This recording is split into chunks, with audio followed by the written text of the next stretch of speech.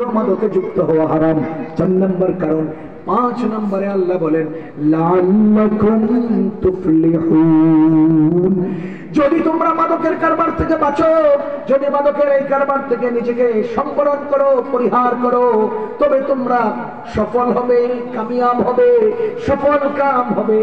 আল্লাহর কসম, যে দিক নির্দেশনায় আল্লাহ দিয়েছেন ওই দিক নির্দেশনার মধ্যেই সফলতা, আর যে দিক নির্দেশনা থেকে আল্লাহ তাআলা বারণ করেছেন, যেদিকে যেতে আল্লাহ বারণ করেছেন সেই দিকে গেলে তুমি অসফল হবে, নাকাম হবে, ক্ষতিগ্রস্ত হবে, সেই পথে যাওয়া হারাম। আল্লাহ যখন বলেছেন লাআল্লাকুম তুফলিহুন, তুমি সফল হবে, তার মানে তার বিপরীত কদম ফেললেই তুমি ক্ষতিগ্রস্ত হবে। কোন বান্দা আল্লাহর নির্দেশনাকে ওভারটেক করে, আল্লাহর নির্দেশনাকে ডিনাই করে, উপেক্ষা করে, সে নিজে অসফল এবং নাকাম, পরাজিত, নাকাম এবং ক্ষতিগ্রস্ত পথে অগ্রসর হওয়া হারাম। সুতরাং লাআল্লাকুম তুফলিহুন, সফলতা যেই পথে সেই পথে থাকা ফরজ, তার বিপরীত পথে যাওয়া হারাম।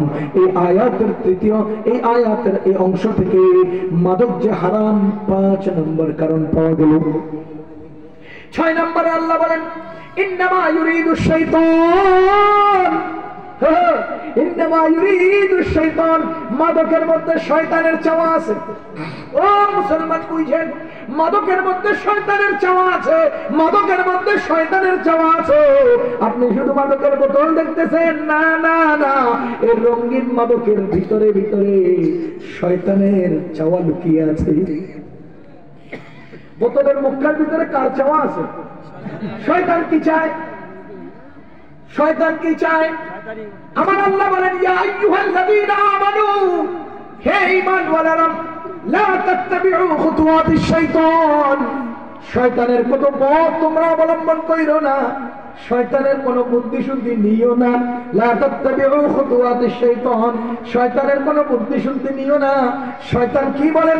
সূরা নিসা এর মধ্যে আল্লাহ তাআলা বলেন ওয়া ক্বালা লা আত্তাখিযান্না মিন ইবাদিকা নাসীবাম মাফরুদা, শয়তান কয় ও আল্লাহ, আমি আপনার বান্দাদের একটা মোটা সদস্যকে আমার মুরিদ বানায় ফেলবো। ওয়া ক্বালা, সে বলে লা আত্তাখিযান্না, নফিতাকিদ, লামে তাকিদ বা নুনে তাকিদ দিয়ে আসছে, লা আত্তাখিযান্না, আমি অবশ্যই অবশ্যই মুরিদ বানায় নেব, আমার সাথে জড়ায় নেব, মিন ইবাদিকা, আপনার বান্দাদের থেকে, নাসীবাম মাফরুদা, একটা পরিমিত সংখ্যাকে, আপনার বান্দাদের একটা পরিমিত সংখ্যাকে আমি আমার মুরিদ বানায় ফেলবো। আরে মুরিদ বানাইয়া কি করব জানেন? ওয়ালা উদিল্লান্নাহুম, তাদেরকে গোমরাহ করব, ওয়ালা উমান্নিয়ান্নাহুম, তাদের অন্তরের মধ্যে আশা জাগাবো, ওয়ালা আমুরান্নাহুম, তাদেরকে মনস্তাত্ত্বিকভাবে এমন কিছু করতে বাধ্য করব, ওয়ালা আমুরান্নাহুম এর অর্থ আমি তাদেরকে এমন নির্দেশনা দেব, তার মানে মনস্তাত্ত্বিকভাবে আমি তাদের অন্তরের মধ্যে জগদ্দল পাথরের মতো বসে যাব, আর তাদেরকে এমন কিছু কাজ করতে বাধ্য করব যেটা আল্লাহ আপনার সরাসরি আদতের খেলাফ। তাহলে তারা কি করবে? ফালা ইউগাইয়িরুন্না খালকাল্লাহ, আল্লাহর আদতের খেলাফ হয়ে যাবে। শয়তান আমাদের বন্ধু না? ইন্নাহু লাকুম আদুউম মুবিন, আল্লাহ বলেন লা তাত্তাবিউ খুতুওয়াতিশ শাইতান, শয়তানের অনুসরণ কইরো না, শয়তানের অনুগামী হইও না। নিশ্চয়ই শয়তান তোমাদের চিরন্তন দুশমন, শয়তান তোমাদের প্রকাশ্য শত্রু। আরে শয়তান তোমাদেরকে অনেক আশা জাগাবে।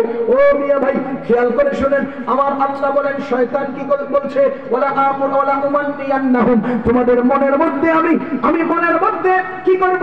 তোমাদের মনের মধ্যে আশা জাগাবো, আশা জাগাবো। এই যে আওয়ামী লীগ গত কিছুদিন আগে ঢাকায় দেশের বিভিন্ন অঞ্চল থেকে লোন দিবে কইয়া মানুষ নিয়ে এসে, বুঝেন না? লোন দিবে বলে কি নিয়ে এসে? মানুষ নিয়ে এসে। তুমি শাহবাগে গিয়ে বসবা, তোমার 1.5 লাখ টাকা লোন দেওয়া হবে, তোমার 2 লাখ টাকা লোন দেওয়া হবে। পাবলিক মাইক্রোবাসে আইসে সুযোগ যাই ঢাকা শহরে শাহবাগে জমা হবো, আমাদেরকে লোন দিবে। ওয়ালা উমান্নিয়ান্নাহুম, আমার আল্লাহ বলে শয়তানরা মানুষের দিলের মধ্যে আশা জাগায়। কথা কি বুঝতেছেন? কুল্লু আওয়ামী লীগ শয়তান না? কেমনে কইলে বুঝবেন? ওয়ালা উমান্নিয়ান্নাহুম, মানুষের অন্তরে আশা জাগায়। ও মুসলমান, ডেস্টিনি মানুষের অন্তরে আশা জাগিয়েছিল, যুবক সোসাইটি মানুষের অন্তরে আশা জাগিয়েছিল, ওই শেয়ার ব্যবসায়ী এমএলএম ব্যবসায়ীরা মানুষের মনের মধ্যে খালি আশা জাগায়। আমার আল্লাহ বলেন তোমারে আশা জাগাইব, তোমারে গুমরা করবে। যারাই দিনের মধ্যে আশা জাগায় তারাই তোমাকে গুমরাহির দিকে এগিয়ে নেয়। কোরআন শরীফের এই আয়াতগুলো ঠিক মতো যদি আমরা আপনাদেরকে বুঝাই তো সময়ের হালতগুলোকে এমন ভাবে উপলব্ধি করবেন যে আসলে নিজেরাই ক্ষতিগ্রস্ত, নিজেরাই ক্ষতিগ্রস্ত। ওলা উমান্নিয়ান্নাহুম, আমার সময় নেই, আমি আমার আয়াতের মধ্যে বলছি ইন্নামা ইউরিদুশ শাইতান, নিশ্চয়ই শয়তান চায়। খুব খেয়াল করবেন, মাদকের মধ্যে শয়তানের ছাওয়া আছে। আর মাদক তোমাকে এমন ভাবে শয়তানে মাদক সেবন করাবে, শয়তান তোমাকে অনেক প্রফুল্লতা দেখাবে। মদ খাইলে আমার গা ভালো হয়, মদ খাইলে আমার শরীর সুস্থ হয়, মদ খাইলে আমার মেধা ঠিক হয়। এসবগুলো কার খেলা? কারণ ইন্নামা ইউরিদু শাইতানু, শয়তান চায়। আরেকটা কথা মনে রাখবেন, শয়তান আপনাকে যত কথা বলবে, শয়তান আপনাকে যত দলিল দিবে, শয়তান আপনাকে যত আশা জাগাবে, শয়তান আপনার মনস্তাত্ত্বিকভাবে যত নির্দেশনা দেবে, শয়তান আপনার দিমাগের মধ্যে ঢুকে আপনাকে যা কিছু করবে, খুব খেয়াল করবেন শয়তান একটাও শক্তিশালী দলিলের আলোকে বলবে না। ওই যে সূরা ইব্রাহিম আল্লাহ বলেন وقال الشيطان لما قضي الامر وقال الشيطان لما قضي الامر, যখন সব ফয়সালা হয়ে যাবে কিয়ামতের ময়দানে শয়তান বলবে ইন্নাল্লাহা ওয়া'আদাকুম ওয়া'দাল হক, নিশ্চয়ই আল্লাহ যে ওয়াদা করেছিলেন ওই ওয়াদা ছিল হক। কি? নিশ্চয়ই আল্লাহ যে ওয়াদা করেছিলেন সেই ওয়াদা ছিল হক। ওয়া ওয়া'আদতুকুম, আমি তোমাদেরকে ওয়াদা করেছি, আমি তোমাদেরকে ওয়াদা করেছি। ওয়া ওয়া'আদতুকুম ফাআখলাফতুকুম, আমি আমার ওয়াদাগুলোকে ভঙ্গ করেছি। ওয়া ওয়া'আদতুকুম ফাআখলাফতুকুম, আমি তোমাদের ওয়াদা করেছি, ওই ওয়াদা আবার ভঙ্গ করেছি। কথা বলেন, শয়তান ওয়াদা করে ওয়াদা রেখেছে না ভঙ্গ করেছে? وقال الشيطان لما قضي الامر, এটা সূরা ইব্রাহিমের 22 নম্বর আয়াত। নিশ্চয়ই ওয়াদা করেছি, ফাখলাফতুকুম, আমি তোমাদেরকে ওয়াদা ভঙ্গ করেছি। এরপর শয়তান কি কয়? ওয়ামা কানা লিয়া আলাইকুম মিন সুলতানিন, আমি যে তোমাদেরকে ওয়াদা করছি আমার কোনো দলিল ছিল না। ওয়ামা কানা লিয়া, আমার কোনো ছিল না, আলাইকুম, তোমাদের উপরে যতগুলো কথা বলছি, যতগুলো আশা দেখাইছি, যতগুলো চাকচিক্য মরিচিকা দেখাইছি, যতগুলো পাহাড় পর্বতের আলিশান কিছু উন্নতি দেখাইছি, মা কানা লিয়া আলাইকুম মিন সুলতানিন, মিন এখানে এ বলতে চাচ্ছে যে সুলতান মালিক দলিল, দলিলের সামান্য অংশ ছিল না। আমি কি করছি? হাওয়ায় মাইরা দিছি, তোমরা ধরে ফেলাইছি। আমার সব বক্তব্য ছিল হাওয়ায়। শয়তান কি বলে? মা কানা লি আলাইকুম মিন সুলতানিন ইল্লা আন দাউতুকুম, আমি হাওয়ার মধ্যে রেখে কইছি আয় আয় আয় আয়, ইল্লা আন দাউতুকুম, আমি শুধু তোমাদেরকে ডাকছি, তারপরে তোমরা কি করছো? ইল্লা আন দাউতুকুম ফাস্তাজাবতুম লি, তোমরা আমার ডাকে সাড়া দিয়ে লাইছো। ফালা তালুমুনি ওয়ালুমু আনফুসাকুম, তোমাদের রব তোমাদেরকে শক্তিশালী দলিল সহ তার দিকে আহ্বান করেছে, আমি দলিল ছাড়াই তোমাদেরকে আহ্বান করেছি, তোমরা রবের কথা না শুনি না আমার কথা শুনছো। ফালা তালুমুনি ওয়ালুমু আনফুসাকুম, সুতরাং তোমরা আমার গালি দিয়ে লাভ নাই। যারা আওয়ামী লীগ করছো হাসিনারে গাইলে লাভ নাই, নিজেরে নিজে গাইলে দাও। আজীবন আফসোস করবি কি লিগে আওয়ামী লীগ করছিলাম, খোদার কসম আজীবন আফসোস করবি কি লিগে আওয়ামী লীগ করছিলাম। তোর সন্তানরা মানুষকে বলতে লজ্জা পাবে আমার আব্বা আওয়ামী লীগ ছিল, এটা বলতে লজ্জা পাবে। খোদার কসম করে বলছি, এত অত্যাচারী ফেরাউনের, আচ্ছা আপনারা কেউ কি বলতে পারবেন যে আমার আব্বা ফেরাউনের মুরিদ ছিল? কথা কেউ স্বীকার করবে? ঠিক ফেরাউনের মুরিদ ছিল, এটা স্বীকার করতে যেমন মানুষ লজ্জা পাবে, হাসিনার মুরিদ ছিল এটা বলতেও মানুষ লজ্জা পাবে। এটা কোরআনের আয়াত দিয়ে বলতেছি, এমনি না, নুসুসের আলোকে বলছি। কয় আয়াত দরকার, কত ঘন্টা দরকার, এটা বুঝানোর জন্য আপনাকে আমি বুঝিয়ে দেব। কতটা আয়াতের দরকার আপনাকে আমি বুঝিয়ে দিতে পারবো। কোরআনে কারীমের প্রতিটি আয়াতের সাথে আপনাদের হাসিনার অপকর্ম মিলে যায়। মানুষ ফেরাউনের মুরিদ ছিল এটা বলতে যেমন লজ্জা পাবে, আগামীতে শেখ মুজিবের অনুসারী ছিল এটা বলতে লজ্জা পাবে, হাসিনার মুরিদ ছিল এটা বলতে লজ্জা পাবে। দেখবেন দেখবেন, বলে রাখলাম। الله فلا تلوموني ولوموا أنفسكم যাহা হোক وقال الشيطان শয়তান বলে আরে মা কানা লি আলাইকুম মিন সুলতান আমার কোনো দলিল ছিল না আমার কোনো শক্তিশালী কোনো রেফারেন্স ছিল না আমি শুধু তোমাদেরকে হাওয়ার উপরে রাখছি আসো আসো আসো ওই যে আমি একটা গল্প মনে করছি এটা বলে দিই আমার একজন ড্রাইভার ছিল ওই ড্রাইভারের নাম ছিল মুসা কি নাম মুসা ওর বাসা ছিল হিরাজিলে গাড়ি চালাইতে চালাইতে সোনারগাঁ মোগরাপাড়া স্টেশন যখন পার হয় বেশ কয়েক বছর আগের কথা কোথায় কোন টাইমে কিভাবে বলছে এটা বলতেছি আমার কথাটা তাইদের জন্য ওই যে আমাদের ছাত্র ভাইরা বলতে পারবেন সাহাবায়ে কেরাম হাদিস বলার আগে নবীজি কেমন ছিলেন গাছটা কেমন ছিল পাখিটা কেমন ছিল এটা বলতেন বলে এরপর হাদিস বলতেন তার মানে আমার কথার তাইদের জন্য আনুষঙ্গিক কথাগুলো বলা তো আমি আমার কথার তাইদের জন্য বলছি গাড়িতে বসেছিলাম সে ড্রাইভিং করতেছে সোনারগাঁও ওভারটেক করার সময় তার নাম মুসা থাকতো হিরাজিলে এই ছেলে আমাকে বলতেছে কি হুজুর আমি একটা লাইফ ইন্স্যুরেন্সের টাকা রাখছি জিজ্ঞেস করলাম কত বছরের জন্য 10 বছরের জন্য আমি তো 10 বছর আগে টাকাগুলো উঠাইতে পারবা না আচ্ছা তাহলে তোমার কি লাভ দিবে ডবল দিবে 10 বছর পরে আমার কি দিবে ডবল দিবে আর বছরে কত টাকা দিবা কারণ মাসে 1000 টাকা করে মাসে কত করে 1000 টাকা 10 বছরে কত হয় 1,20,000 টাকা 10 বছরে কত হয় 1,20,000 টাকা বছরে মাসে যদি কি হয় 12,000 টাকা হয় তাহলে 1,20,000 টাকা হয় তো এরপরে তোমার কি দিবে 10 বছর পরে আমরা ডবল দিবে মানে 2,40,000 টাকা দিবে তো আমি জিজ্ঞেস করলাম টাকাটা কেন রাখছো প্রয়োজনে অপ্রয়োজনে বিপদ আপদে খরচ করার জন্য আমি কতক্ষণ চুপ করে রয়েছি থাইকে এরপরে হেরে টপ করে বললাম যে আমারে 10,000 টাকা হাওলাত দাও 3 মাস পরে দিয়ে দেবো আমার 10,000 টাকা হাওলাত দাও কত দিন পরে দিয়ে দেবো 3 মাস পরে হ্যাঁ আমার দিকে এমনি করে এক নজর তাকাই আবার গাড়ি চালাইতেছে আমি কি দেওয়ার খেয়াল নাই দিবে না তো কনা হুজুর করতে দেব আমি বললাম তুমি আমাকে 10,000 টাকা হাওলাত দিবা আমি 3 মাস পরে তোমার দিয়ে দেবো বলছি আমার মতো এমন একজন মাদ্রাসার শিক্ষক মসজিদের খতিব তুমি দিচ্ছ না হয়তো তোমার তৌফিক নাই অথবা আমার বিশ্বাস নেই কিন্তু এখন প্রশ্ন হলো তুমি যে ইন্স্যুরেন্স কোম্পানিকে 12,000 টাকা দিলা প্রথম 12,000 টাকা এটা তুমি 9 বছরের জন্য দিলা দ্বিতীয় 12,000 টাকা 8 বছরের জন্য দিলা তৃতীয় 12,000 টাকা 7 বছরের জন্য দিলা চতুর্থ 12,000 টাকা 6 বছরের জন্য দিলা কথা বল এখন আমি 3 মাস পরে দিয়ে দিব 10,000 টাকা চাইলাম তুমি দিলা না এখন ইন্স্যুরেন্স যারা ছিল না যারা মসজিদের ইমাম না যারা মাদ্রাসার শিক্ষক না যারা মাথার টুপি নেই যারা চাপায় দাড়ি নেই যাদের কাছে নবীজির সুন্নাত নাই যাদের হক হালালের কোনো স্বীকৃতি নেই বা নিশ্চয়তা নাই এই যে তুই একটা সম্প্রদায়কে একটা কোম্পানিকে তুমি 12,000 টাকা 9 বছরের জন্য দিয়ে দিবা এরা তোমার মূলা না দেখলে তুমি দিবা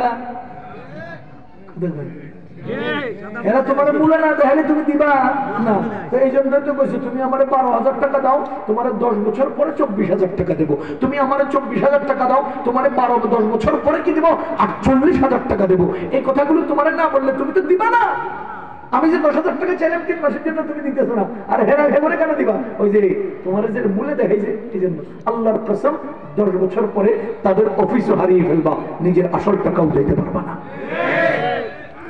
ডেস্টিনি 2000 ডেস্টিনি 2000 কত আসছে আমাদের কাছে কত দাওয়াত ধরে নাই আমাদের মাথায় ধরে নাই আমরা নিষেধ করে দিয়েছি হবে না আমার এক ছোট ভাই সালমান সৌদি আরবে থাকে ওর কাছে যখন দাওয়াত নিয়ে আসছে ডেস্টিনির জন্য যে ভাই তুমি ডেস্টিনিতে যুক্ত হও তোমার এভাবে লাভ ওইভাবে লাভ তো সালমান সে বলতেছে ভাই সারা জীবন দেখলাম মানুষ লাভের দিকে ছুটে মানুষ লাভের দিকে যায় অন্তঙ্গ ডেস্টিনির লাভ লইয়া আমার কাছে আসছে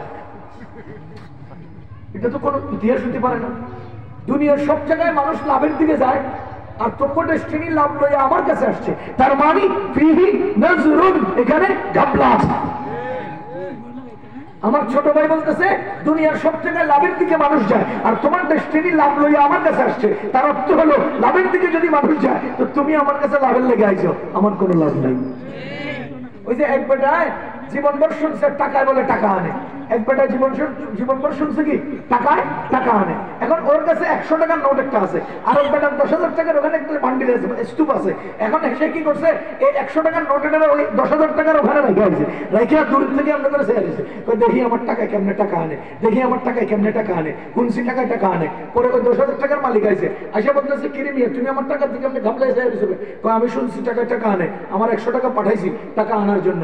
পরে এই বেটা কয় হ কথা তো ঠিক, তোর 10,000 তোর 100 টাকায় আমার 10,000 টাকা নিবো, আমার 10,000 টাকা তোর 100 টাকা আনছে, টাকায় টাকা আনে কথা তো ঠিক। তো 10,000 টাকার পাওয়ার বেশি না 100 টাকার পাওয়ার বেশি, তাহলে 10,000 টাকা 100 টাকা আনছে, তোর 100 টাকা আমার 10,000 টাকা কি নিবো, বুঝেন নাই? টাকায় টাকা আনে কথা তো ঠিক। তাহলে লাভের দিকে মানুষ ছুটে যায়, কথা নেই তো তুমি যেহেতু লাভ নিয়ে আমার কাছে আসছো, তুমি তাইলে তোর বাবা বইলে বলে আমার যে লাভ দেখাচ্ছ, বলে তো এখানে আমার লাভ না, তুমি আমার কাছে আসা মানে তোমার লাভ। তাহলে লাভ আমার না তার, দেখছেন না লাভ কেমনে দেখাই দিছে, সারা বাংলাদেশটারে মেরে নিয়ে গেছে, সারা বাংলাদেশটাকে পঙ্গু করে তুলে গেছে। সুতরাং মুসলমান বুঝেন, শয়তানে এইভাবেই আপনাদের অন্তরে আসা জায়গায় ওয়ালা উবিল্লান্নাহুম, এইভাবেই আপনাদেরকে গোমরাহ করে। এগুলো আমাদের চলমান জীবনের অগণিত উদাহরণ, অগণিত উদাহরণ। আপনি যদি শেয়ার ব্যবসাতে যান, শেয়ার ব্যবসা আস্তাগফিরুল্লাহ রাব্বি মিন কুল্লি যামবি ওয়া আতুবু ইলাইহি, কেমনে বুঝাইলে বুঝবেন। মনে করেন এই হুজুরের কাছে এই হুজুরে আর আমি দুজন পরিষ্কার মানুষ, আমরা দুজনে 50 লাখ টাকা করে 1 কোটি টাকা দিয়ে একটা কোম্পানি চালু করছি, খেয়াল করেন। এখন আমাদের দুজনের পুঁজি কত? 1 কোটি টাকা। তা আমরা কাঁচা মাল কেনা, নতুন কিছু আবিষ্কার করার জন্য আরো 50 লাখ টাকা লাগবে। তা আমরা আওয়াজ করলাম যে ভাই আমাদের দুইজনের 50 লাখ টাকা করে পুঁজি আছে, আরেকজন যদি আসতে হয় আরো 50 লাখ টাকা আনতে হবে। তার মানে আমরা তৃতীয় জন সদস্য নিতে হলে 50 লাখ টাকা দরকার, কারণ আমাদের সমপরিমাণ, এর চেয়ে কমে তো আমরা দিব না, দিলাম। তাহলে আমরা 3 জন হইলাম শেয়ার। এখন শেয়ার হইল, এখন এই 3 জনের কোনো একজন ছুটে গেলে অথবা 3 জনের সাথে নতুন কেউ যুক্ত হতে হলে আমাদের সমপরিমাণ পুঁজি দিয়ে সে যুক্ত হবে না। এটাকে বলে প্রাইমারি শেয়ার। এটাকে বলে কি? Primary share. আরেকটা আছে সেকেন্ডারি শেয়ার। মনে করেন উদাহরণস্বরূপ আমরা দুইজনে মিলে কোম্পানি চালু করলাম 1 কোটি টাকার। এখন আমাদের 1 কোটি টাকার সাথে আরো 50 লাখ টাকা লাগবে, শেয়ার হোল্ডার লাগবে না। বুঝলেন? আমার কি টাকা লাগবে না শেয়ার হোল্ডার লাগবে?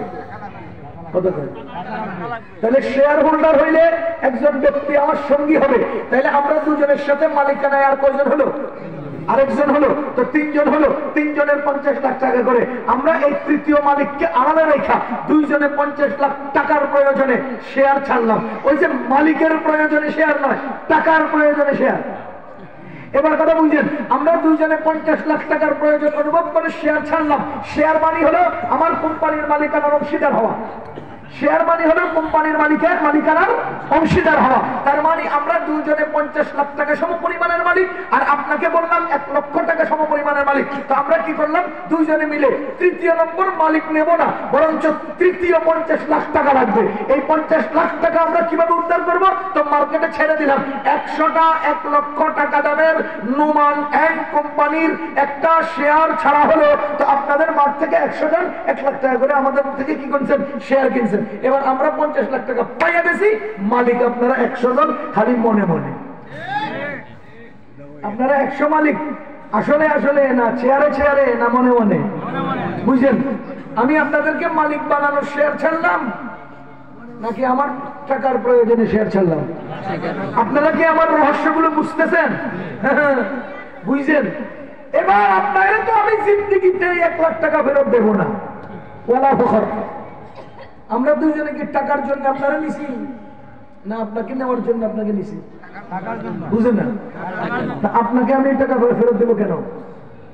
আরে আপনাকে টাকা ফেরত দেবো কেন? আমি জিন্দেগিতে 1 টাকা দেবো না আপনারে। এখন আপনাকে কিছু বুঝ দিতে হবে না? আরে মূলা দিতে হবে না? আরে কলা দিতে হবে না? আমি নতুন করে সেকেন্ডারি শেয়ার ছাড়ছি। সেকেন্ডারি শেয়ার মানে আমি অনলাইনে আমার শেয়ারগুলোর একটা ভ্যালু শুনাইছি যে আমাদের গত 3 মাস আগের কেনা 1 লক্ষ টাকার শেয়ার, নোমান কোম্পানির শেয়ার আজকে থেকে 1,20,000 টাকা। আপনারা পিছনে পিছনে হাতে তালি দিবেন, ওহো নোমান কোম্পানির 1 লক্ষ টাকার শেয়ার আজকে আমার 1,20,000 টাকা হয়ে গেছে, আমার তো লাভ হইতেছে। আমার কি হইতেছে? লাভ হইতেছে। এরপরে আপনি চিন্তা করলেন যে আমি এই টাকাগুলো কি করব, আমার তো টাকা দরকার। তো আপনিও তৃতীয় ব্যক্তির কাছে বিক্রি করবেন যে ভাই আমার এই শেয়ারটা বিক্রি করবো, এখন মার্কেট প্রাইস 1,20,000, তুমি যদি 1,10,000 ছেড়ে দেবো তো হ্যাঁ 1,10,000 টাকা বিক্রি করছো, তোমার 10,000 টাকা লাভ। তো সে কি করছে, 3 মাস পরে আরেকজনের কাছে 1,20,000 টাকা বিক্রি করছে, তার 10,000 টাকা লাভ। সে আরেকজনের কাছে বেচছে, তার 10 লাভ। সে আরেকজনের কাছে লাভ। মানে আমার 1,00,000 টাকা আমি উদ্ধার করে নিয়েছি। এবার আপনারা যা মন চায় তা করতে থাকেন। কথা কি বুঝতেছেন? মালিক থেকে কেউ উদ্ধার করতে পারে না। ওই সেকেন্ডারি ব্যবসাটা চরকার মতো ঘুরতে থাকে, শুধুমাত্র কোড একটা, শুধুমাত্র মূল্য একটা। আচ্ছা 5 বছর পরে, 10 বছর পরে আমি আপনাদেরকে লাস্ট ওয়ার্নিং দিয়ে দিলাম। কি দিলাম? আমি ঘোষণা দিলাম, নোমান কোম্পানিতে আগুন লেগেছে, 100 টন চিনি পুড়ে গেছে, অথবা পিছন দিয়ে কয়েকটা মোড়া চেয়ার টেবিল পুড়ে গেছে। আপনাদের সামনে এটার একটা ছবি উঠাইলাম, উঠাইয়া পুরো এলাকায় একটা অ্যানাউন্স করলাম যে এই কোম্পানি দেউলিয়া হইয়া গেছে। তার মানে আমরা দুইজনে মূল টাকা লইয়া আলাদা সেরে গেছি, আর আপনাকেও 100 জনের আমরা বুড়ের মধ্যে খেয়া হইয়া গেছি। কোম্পানি দেউলিয়া হয়ে গেছে, আপনারা আমি টিয়া দেবো, বুঝেন নাই? তাহলে যে চরকার মতো 1 লক্ষ টাকার শেয়ার 2 লাখ টাকা হলো, ওই শেয়ার হঠাৎ করে ঘুম থেকে উঠে যখন চোখ খুললে, আপনি ইন্টারনেট খুঁজলেন, মোবাইল ঢুকলেন, ঢুকে দেখেন আজকের শেয়ার মাত্র 80,000 টাকা। এবার আপনি কোন 2 লাখ টাকা গতকালকে ছিল, আজকে হয়ে গেছে কত? আপনি কিনছিলেন কত দিয়া? 1,60,000 টাকা দিয়া। আপনি 40,000 টাকা লাভ করছেন, মনে মনে চিন্তা করছেন। হঠাৎ করে দেখেন যে 80,000 টাকা চলে আসে, মানে 80,000 টাকা আপনার নাই। এবার আপনি স্টক করবেন না করবেন কি? এভাবেই বাংলাদেশের শেয়ার ব্যবসায়ীরা বাংলাদেশের জনগণের শেয়ারের টাকাগুলো মাইরে দিয়ে বাক্স। তোমাদেরকে আমরা তৃতীয় পক্ষ বানাইয়া এই সেকেন্ডারি শেয়ারের মাধ্যমে আশা দেখাবো। প্রতিনিয়ত রাত্রে সকালে ঘুম থেকে উঠা তুমি খোঁচা দিয়ে দেখবা তোমার শেয়ার 5 টাকা বেড়ে গেছে। তৃতীয় দিন টুট করে খোঁচা দিবা, দেখবা যে 30 টাকা বেড়ে গেছে। এরপরে দিন টুস করে খোঁচা দিবা, দেখবা 50 টাকা বেড়ে গেছে। ওরা উমান নিয়ান না হুম, শয়তানে কয় এমনি এমনি তো আমি তোমার মাথার মধ্যে আশা জাগাই। কথা কি বুঝতেছেন? শয়তান কেমনে আশা জাগায়? শয়তান এমনি আসে জায়গায় তোমার এসে করবো এই পাসপোর্ট দে, 50,000 টাকা দে। ইটালি কেমনে নিতে হয় আমি জানি। হ্যাঁ, তোমার 50,000 টাকা নিয়ে সালামালকে দিয়ে পাসপোর্ট হলে বাঁধবো। এটার নাম ওলা উমান নিয়ে, এটা শয়তানের ওলা উমান নিয়ে না হোক। কেমনে বললে বুঝবেন? ও মুসলমান, যাহা হোক ইন্নামা ইউরিদু শাইতান, নিশ্চয় শয়তান চায়, নিশ্চয়ই শয়তান চায়। কি চায়?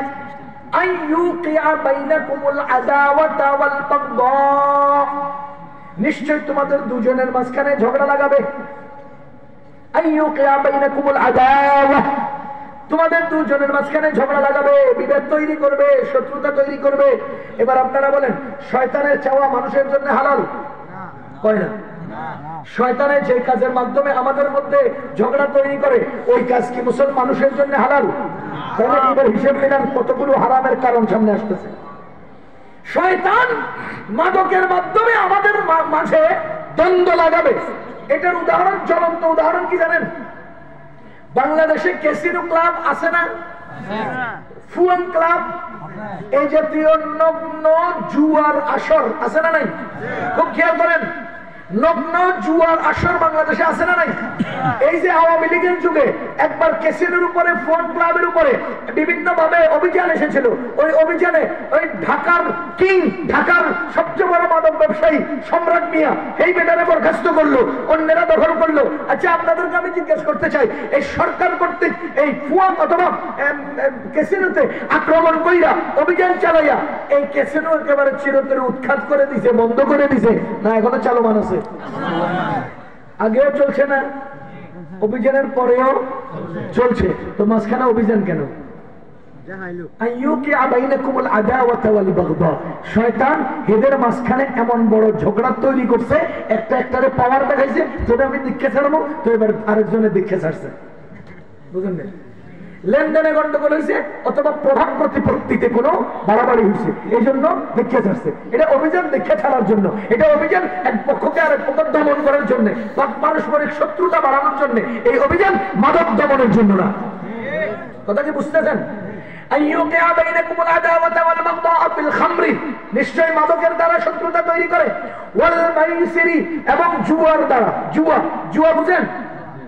জুয়া, এখন তো জুয়া পান্তাবাদ, এখনকার জামানায় জুয়া পান্তাবাদ। আপনাদের এলাকায় আর্জেন্টিনার ব্রাজিলের খেলার সময় আপনাদের পোলাপাইন ছোট্ট ছোট্ট দোকানের মধ্যে বাজি ধরে না? এটার নাম জুয়া। এই বাজি, এটার নাম কি? জুয়া। বাজি ধরে, আরে আর্জেন্টিনা এবার জিতবো, যদি না জিতে তাহলে আমি তোর 10 লাখ টাকা দিয়ে দিব। কথার কথা, তুই আমার 10টা থাপ্পড় দিবি, এটা একটা জুয়া। আমি গরু খাওয়াবো, আরে আমি একবারে পেট ভরে খাওয়াবো, না পারলে এই যে দেখেন, নিশ্চয়ই আদাওয়াত, নিশ্চয়ই শত্রুতা তৈরি করে কিসের মধ্যে? এই মাদকের মধ্যে আর জুয়ার মধ্যে। কয়েকদিন আগে বাংলাদেশে ইন্টারন্যাশনাল যে ফুটবল খেলা হলো, খেলাকে কেন্দ্র করে চাঁদপুরে একটা ছোট্ট পোলা আর একটা ছুরি দিয়ে মেরে লাগে। এই দেখেন কি পরিমাণ অন্যায়কে লিপ্ত হয়েছে, কত জঘন্যতম শত্রুতা বানাইছে।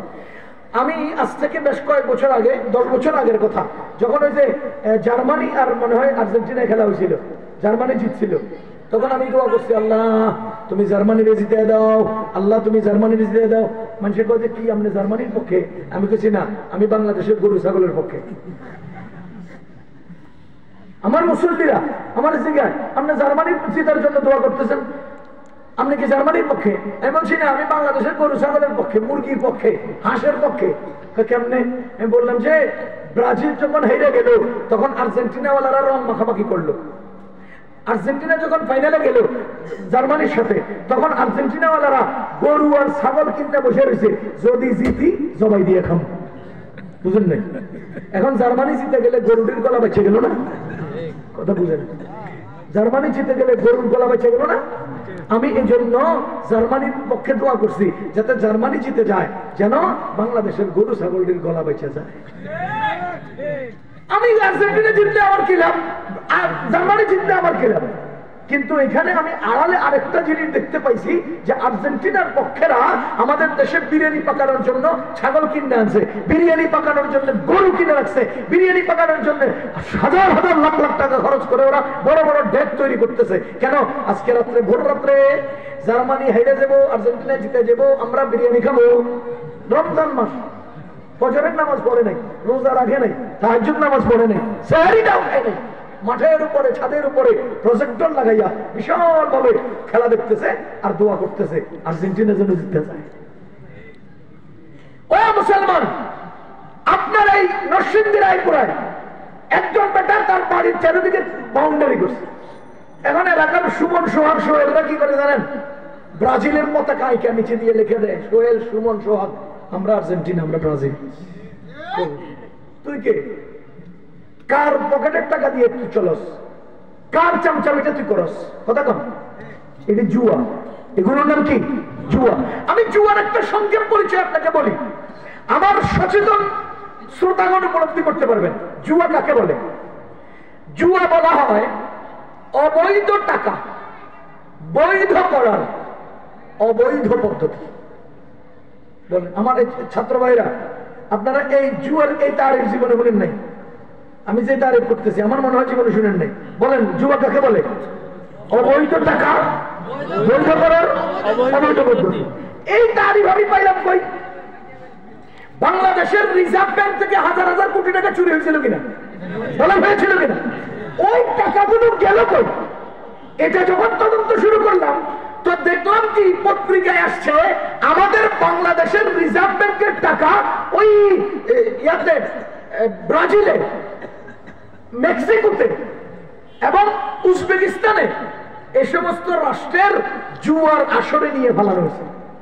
খুব খেয়াল করেন, জুয়ার আসরে নিয়ে বাংলাদেশের রিজার্ভ ব্যাংকের টাকা ফেলানো হয়েছে। আচ্ছা, এতটুকুনের পরে এবার আগে আরেকটু কথা বুঝেন। আমি এখন হাতে করে 50 লাখ টাকা নিয়ে যাচ্ছি, বুঝেন?